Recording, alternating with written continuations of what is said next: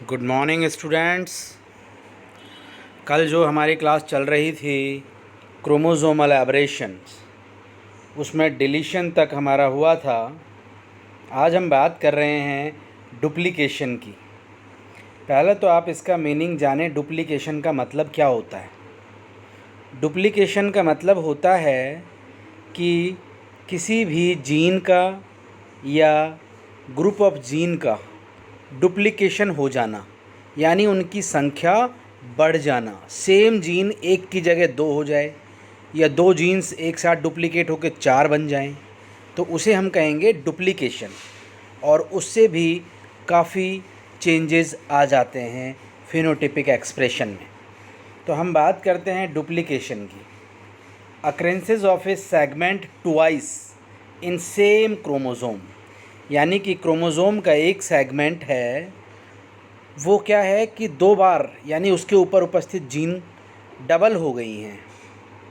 Duplication is also known as a repeat, यानी कि जीनों का रिपीटेशन हो जाना।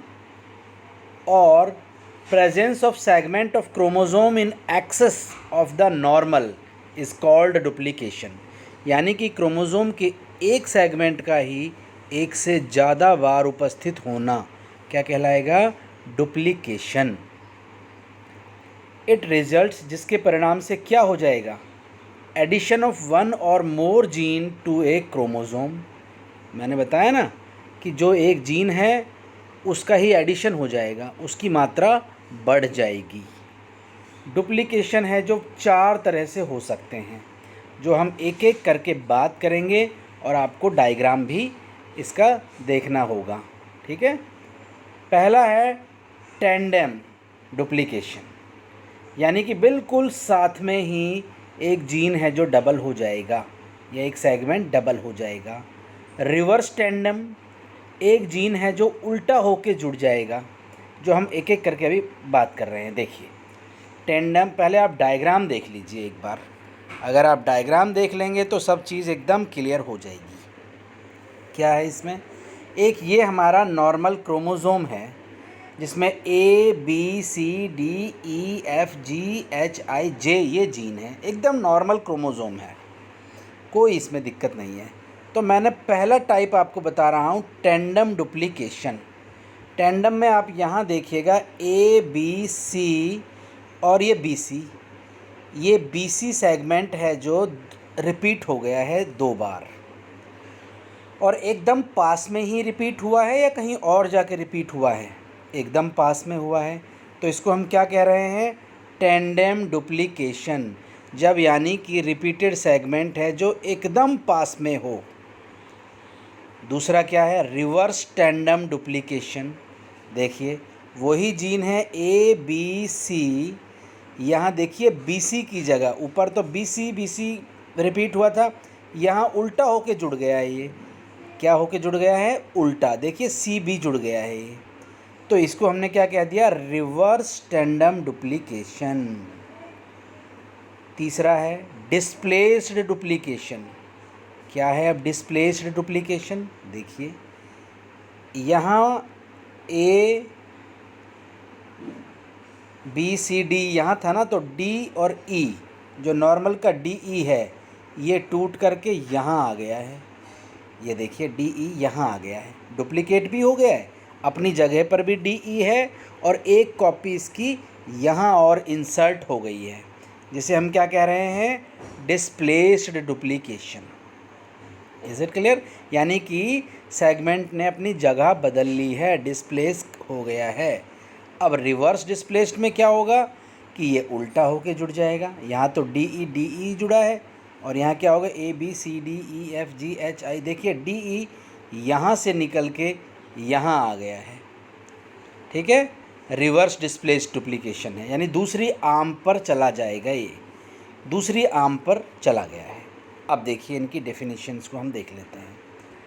टेंडम में मैंने कहा sequence of gene in duplicated segment is similar to the sequence of gene in original segment. बिल्कुल ओरिजिनल सेगमेंट जैसा ही होगा और सेम क्रोमोसोम पर। रिवर्स में क्या होगा? The sequence of gene in duplicated segment is reverse to the sequence of gene in original segment of a chromosome, यानी कि रिवर्स होके जुड़ गया वो। Tandem and reverse tandem duplication are known as the adjacent. Adjacent का मतलब है एकदम पास में ही हो रहा है ये, because they are adjacent to the original segment. Displaced में देखिएगा, when the duplication is found away from the original segment, original segment से दूर कहीं डिस्प्लेस हो जाएगा। But on the same arm, ये सबसे इम्पॉर्टेंट बात है कि जो डिस्प्लेस होगा वो उसी आर्म पर होगा। It is known as displaced duplication. और रिवर्स डिस्प्लेस्ड में क्या होगा? Such duplication is away from the original segment but on the other arm of chromosome, लेकिन दूसरी आर्म पे होगा, क्रोमोसोम के दूसरी आर्म पर होगा। Is it clear? डुप्लीकेशन के चारों टाइप आपको समझ में आ गए हैं, टेंडम, रिवर्स टेंडम, डिस्प्लेस्ड और reverse displaced. Is it clear? जो हमने इस डायग्राम में पूरा देख लिया था। अब आप देखिएगा, अगर डुप्लीकेशन हो जाएगा तो क्या होगा। देखिए क्या होगा, यहाँ देखिए आप, ये जब आपको पता है कि सेल डिवाइड करता है तो होमोलोगस क्रोमोसोम का पेयर बनता है। ये एक क्रोमोसोम है और ये दूसरा क्रोमोसोम है। अब इसमें देखिएगा EF है जो ज़्यादा आ गया है। अब पेयरिंग कैसे होगी, यानी कि यहाँ FG के साथ तो EF आ रहा है, तो पेयरिंग होने के लिए इनको क्या बनाना पड़ेगा, ये लूप बना देगा एक, तब ये पेयरिंग हो जाएगी। ध्यान दीजिएगा, बहुत इम्पॉर्टेंट बात है ये। जब पैकाइटिन स्टेज आती है मियोसिस की, तो उसके अंदर इन्हें होमोलोगस पेयरिंग करनी होती है, लेकिन डुप्लीकेशन से इसमें एक्स्ट्रा जीन आने की वजह से ये पेयरिंग नहीं कर पाएंगे। होमोजाइगस डुप्लीकेशन ये तो नॉर्मल है जहाँ पर, लेकिन क्या हो गया है, डुप्लीकेट जीन हो गया। लेकिन पैकाइटिन स्टेज में क्या होगा, ये लूप आपको दिखाई देगा। ठीक है, तो इससे पता लग जाएगा ये क्या है, एक्स्ट्रा जीन है, डुप्लीकेटेड जीन है। अब भाई डुप्लीकेशन हो गया तो क्या हो जाएगा, डुप्लीकेशन के क्या इफ़ेक्ट होंगे। डुप्लीकेशन आर मोर फ्रीक्वेंट, होते रहते हैं, एंड लेस डिलीटोरियस दैन डिलीशन। देखो इनका क्या है कि ज़्यादा खतरनाक इफ़ेक्ट नहीं होता है कंपैरेटिवली डिलीशन। डिलीशन में तो जीन ही गायब हो गया, अब उस जीन से जो चीज़ बनने वाली थी वो बनेगी ही नहीं। तो डुप्लीकेशन है जो ज़्यादा खतरनाक नहीं है। Duplication are believed to be the important raw material of organic evolution. ये देखिए कितनी इम्पॉर्टेंट बात इसने बताई है। एवोल्यूशन में क्या होता है कि धीरे धीरे चेंज आना या एकदम से चेंज आना। एकदम से चेंज आएगा तो डिलीशन, डिलीशन से तो स्पीसीज ही ख़त्म हो जाएगी वो। लेकिन डुप्लीकेशन का ज़्यादा इफ़ेक्ट नहीं है, तो धीरे धीरे चेंज आएगा, और धीरे धीरे चेंज आने से क्या होगा, इवोल्यूशन होता चला जाएगा। तो इवोल्यूशन के लिए ये रॉ मटेरियल प्रोवाइड करता है, कच्चा माल प्रोवाइड करता है, जिससे कि इवोल्यूशन होता रहता है। ठीक है, तो ये बहुत इम्पॉर्टेंट है। अब large duplication affect the regulation of gene activity and thereby causes phenotypic alteration. और अगर ज़्यादा मात्रा में ये हो जाता है तो ये हार्मफुल इफ़ेक्ट तो क्रिएट करता ही है, और फिनोटाइप पूरी तरह से चेंज हो जाता है, विच इन टर्न प्रमोट स्पेसिएशन। तो ऊपर वाले से अगर थोड़ा होगा तो नई नई स्पीसीज़ बन जाएगी, उसे तो हम कहेंगे स्पेसिएशन, और ज़्यादा आएगा तो फिनोटाइप ही चेंज हो जाएगा, तो बहुत तेज़ी से एवोल्यूशन होगा अगर स्पीसीज़ डिसअपियर नहीं होगी तो। Is it clear? ये है इफ़ेक्ट ऑफ डुप्लीकेशन। अब आप देखिए, एक कॉमन इफ़ेक्ट आपको देखना है, और ये एग्ज़ाम्पल बहुत बहुत इम्पॉर्टेंट है। क्या इम्पॉर्टेंट है? आपने ड्रोसोफिला को देखा था, मैंने जो पॉलीटीन क्रोमोसोम में आपको पिक्चर दिखाई थी, तो उसमें ड्रोसोफिला आपने देखा था, और उसकी आँखों को आपने देखा होगा। वैसे भी आप फ्रूट फ्लाई को बहुत से जूस की दुकान वगैरह पे देखा होगा आपने। तो उसकी आँखें नॉर्मल कंडीशन में इतनी मोटी मोटी पिंक कलर की होती है, यानी वाइल्ड टाइप की आइज़ है ये, जिसमें बी पॉजिटिव है, और ये एक रीजन होता है बार रीजन। इस जीन की वजह से ये आँखें इतनी बड़ी बड़ी होती है। जो नॉर्मल साइज़ की आँखें हैं, एक नॉर्मल ड्रोसोफिला में नॉर्मल क्रोमोज़ोम की वजह से ये आँखें बनती हैं।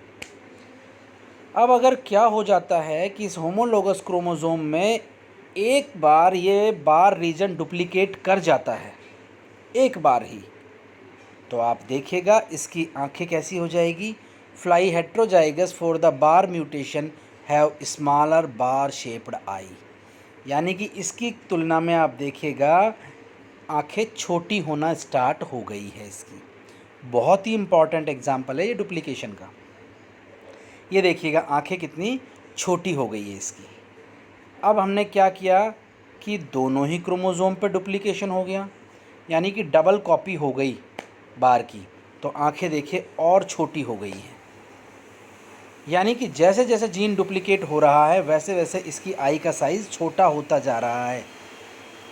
Flies homozygous for the bar mutation have smaller bar shaped eye. और आप देखेंगे अगर एक ही क्रोमोज़ोम पर डबल डुप्लीकेशन हो जाता है, डबल डुप्लीकेशन, तो इसकी आंखें बहुत ही छोटी हो जाएंगी और इसमें लाइनिंग्स भी बन जाएंगी। Flies with double bar have 3 copy of duplication and have much smaller bar shaped eye. तो आप देखिएगा बहुत ज़्यादा छोटी हो जाएगी अगर ये बार रीजन डुप्लीकेट करता जाएगा 2 बार एक ही क्रोमोज़ोम पर।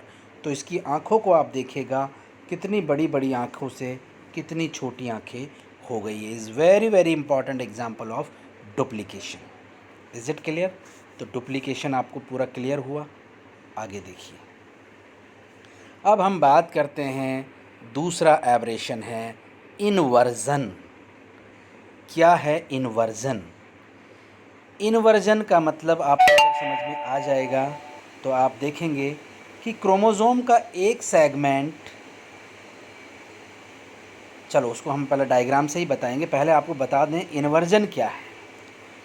Inversion refer to structural change in a chromosome in which a segment is oriented in reverse order. पहले आपको मैं डायग्राम ही दिखाता हूँ जिससे आपको यह क्लियर होगा। देखिए ये भी 2 टाइप के होंगे, यहाँ देखें आप, और एक इसको देखिए। चलिए ये डायग्राम देखिए आप, यहाँ देखो, यहाँ पर आपको एक क्रोमोज़ोम दिख रहा है जिस पर आपको जीन दिख रहा है 1 2 3 4 5 6, 6 जीन हैं। ये क्रोमोज़ोम 2 जगह से टूटेगा, 5 पे से टूट रहा है और 2 पे से टूट रहा है। अब ध्यान देना, और ये उल्टा होके जुड़ रहा है, उल्टा होके जुड़ रहा है, यानी कि देखिए 1 2 5 4 3 6। अब कैसे हुआ है ये यहाँ पर देखिएगा लूप बनाएगा और लूप जहाँ पर जॉइन होगा वहाँ से ये कट जाएगा और उल्टा होके जुड़ जाएगा, यानी कि ये देखिए कटा और ये उल्टा जुड़ गया। तो आप फर्स्ट को देखो 1 2 3 4 5, तो ये 3 की जगह आ गया 5 4 और 3 इधर आ गया, यानी कि ये 180 डिग्री पर घूम करके जुड़ गया है। ये आप देख सकते हैं, इसको 180 डिग्री पर घूम के जुड़ गया है, इसको हम कहते हैं इन्वर्जन। तो अब आप देखिए क्या है इन्वर्जन। मैंने कहा inversion refer to the structural change in a chromosome in which a segment is oriented in reverse order. जो भी सेगमेंट टूट के जुड़ेगा वो उल्टा होके जुड़ेगा। The inverted segment is rotate at fully कितना डिग्री पे, 180 डिग्री पर। It leads to change in arrangement of gene loci, जिससे जीन का पोजीशन बदल गया है। Depending upon whether centromere is involved or not. अब आपको देखना है कि जो उल्टा होके जुड़ रहा है सेगमेंट उसके अंदर सेंट्रोमियर है या नहीं। इसके बेसिस पर इन्वर्जन कितने टाइप का होगा? 2 टाइप का होगा। एक होगा पैरासेंट्रिक इन्वर्जन और एक होगा पेरीसेंट्रिक इन्वर्जन। अब हम एक एक करके बात करेंगे। भाई समझ में आया ना इन्वर्जन? अब पैरासेंट्रिक इन्वर्जन क्या होगा? सेंट्रोमियर इज़ नॉट इन्वॉल्व्ड, यानी कि जो टुकड़ा रिवर्स होके जुड़ेगा उसमें सेंट्रोमियर नहीं होगा। Both breaks occur in one arm, और एक ही आर्म में वो टूटेगा। देखिए डायग्राम से क्लियर हो जाएगा आपको। यहाँ देखिए, अरे यार देखिए ये कैसे उल्टा आ रहा है भाई। पेरिसेंट्रिक इन्वर्जन आप देख रहे हैं, यहाँ आप देखें जो सेंट्रोमियर इज इन्वॉल्व हो रहा है। यहाँ देखो आप, तो 1 2 3 4, इसमें आपको दिख रहा है 2 और 3 के बीच में, ये तो पेरिसेंट्रिक आ गया। एक सेकेंड रुकिए। Origin of inversion, facts of inversion, ये पैरासेंट्रिक इन्वर्जन है। इसको देखिए आप पहले। यहाँ मैंने कहा एक ही आर्म में होगा, आप देख सकते हैं ये 4 और 5 जीन हैं जो बस 180 डिग्री पर उल्टे हो करके जुड़ जाएंगे। आप देखें ये 5 और 4 हो गया है, ठीक है। यानी कि सेंट्रोमियर इसके अंदर नहीं है, जो सेगमेंट घूम रहा है उसके अंदर। तो इसको मैं क्या कह रहा हूँ, पैरासेंट्रिक इन्वर्जन। ये है पेरिसेंट्रिक इन्वर्जन। इसे आप देखें, इसमें आप देख रहे हैं, यस, पेरिसेंट्रिक इन्वर्जन में आप देखें क्या हो रहा है यार,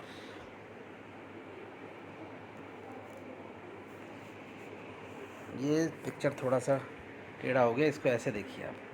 चलिए ऐसे देखिए, इसमें क्या हो रहा है कि जो सेंट्रोमियर इन्वॉल्व होगा, यानी कि जो टुकड़ा घूमेगा उसके अंदर सेंट्रोमियर प्रेजेंट है या नहीं है, बिल्कुल है। तो इसको मैं क्या कह दूंगा, पेरिसेंट्रिक इन्वर्जन। Is it clear. जो भी ब्रेक अकर होगा वो दोनों आर्म्स में होगा, और जो टुकड़ा है जो रोटेट करेगा वो क्या होगा, सेंट्रोमियर वाला ही होगा, जिसकी वजह से क्या होगा कि सेंट्रोमियर का भी पोजीशन चेंज हो जाएगा। Is it clear. आगे देखिए,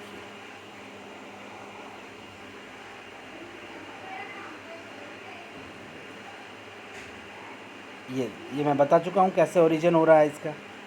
अब इफ़ेक्ट ऑफ इन्वर्जन आपको देखना है कि भाई जो इन्वर्जन हमने पढ़ा है उससे क्या क्या इफ़ेक्ट होंगे। Help to retain the original gene combination by reducing the crossing over frequency. यहाँ अब आपको एक बहुत इम्पॉर्टेंट बात समझनी है। क्या समझनी है कि जो होमोलोगस क्रोमोसोम्स बनेंगे उनके बीच में आपको पता है क्रॉसिंग ओवर होगा, लेकिन जीनों का जो क्रॉसिंग ओवर होता है वो सेम जीन में होता है। भाई दूसरे क्रोमोसोम का वही जीन होना चाहिए जो एक पे है, लेकिन जीनों की पोजीशन ही चेंज हो गई है। अब जीनों की पोजीशन चेंज हो गई तो क्रॉसिंग ओवर में दिक्कत आएगी या नहीं आएगी, बहुत ज़्यादा रिड्यूस हो जाएगी फ्रीक्वेंसी, क्रॉसिंग ओवर होने की क्षमता है जो। Inversion enhance the position effect, बस ये आपको लिखना है। यहाँ पर होगा पोजीशन इफ़ेक्ट, यानी कि जीनों का पोजीशन बदल जाने की वजह से उनका क्या होगा, इफ़ेक्ट भी बदल जाएगा, फिनोटाइप भी चेंज हो जाएगा। Inversion cause chromosome polymorphism with a population leading to karyotypic evolution. यहाँ क्या हो जाएगा, इन्वर्जन से पॉलीमॉर्फिज्म हो जाएगा, यानी कि अलग अलग तरह के एक पॉपुलेशन में क्रोमोसोम बदल जाएंगे, क्रोमोसोम का पैटर्न चेंज हो जाएगा, पोजीशन चेंज हो जाएगी। देखिएगा एक जीन, सपोज मान लिया मैंने 5th नंबर की जीन है जो 4 के पास होती है, 4 के पास तो अलग तरह से काम करती है, लेकिन वो उल्टी होकर के 1 के पास चली गई है तो पोजीशन बदल गया। तो एक जीन का इफ़ेक्ट उस पर क्या पड़ेगा, उससे पूरा फिनोटाइप भी चेंज हो जाएगा। Inversion produce balanced gene complexes super gene through reduction of crossing over. वो तो मैं पहले ही बता चुका हूँ कि क्रॉसिंग ओवर बहुत कम हो जाएगा, which in turn confirm great biological fitness and adaptability, increase evolutionary potentiality, जिसकी वजह से क्या होगा, चेंजेस स्टार्ट हो जाएंगे और वो भी इवोल्यूशन को बढ़ावा देंगे। मतलब इनका भी इफ़ेक्ट इतना ज़्यादा नहीं होता है जितना डिलीशन का होता है। तो नई नई स्पीसीज़ बनने में इन्वर्जन का भी बहुत ज़्यादा इफ़ेक्ट होगा। तो लेकिन कभी कभी कुछ प्लांट्स में देखा गया है कि इनकी वजह से स्टेरिलिटी आ जाती है, यानी कि पोलन ग्रेन्स वगैरह हैं वो स्टेराइल हो जाते हैं, तो अपनी ही स्पीसीज़ को वो फर्टाइल नहीं कर पाते हैं, जिससे उनकी विगरिटी कम हो जाती है। तो बहुत सारे हार्मफुल इफ़ेक्ट भी है इन्वर्जन के, और साथ ही साथ ये इवोल्यूशन में भी मदद करते हैं। क्योंकि इनकी पोजीशन बदलती रहती है और किसी दूसरी जीन के प्रभाव से इनके इफ़ेक्ट भी बदल जाते हैं। तो आज हम केवल ये 2 पढ़ेंगे, डुप्लीकेशन और इन्वर्जन हमने पढ़ लिया है। नेक्स्ट क्लास में हम ट्रांसलोकेशन और नंबर चेंज वाली प्लॉइडी के बारे में हम बात करेंगे। तो आज इतना ही काफ़ी है। Thank you. और जो आपको अब असाइनमेंट भी दिया जाएगा वो भी आपको करना होगा। ओके।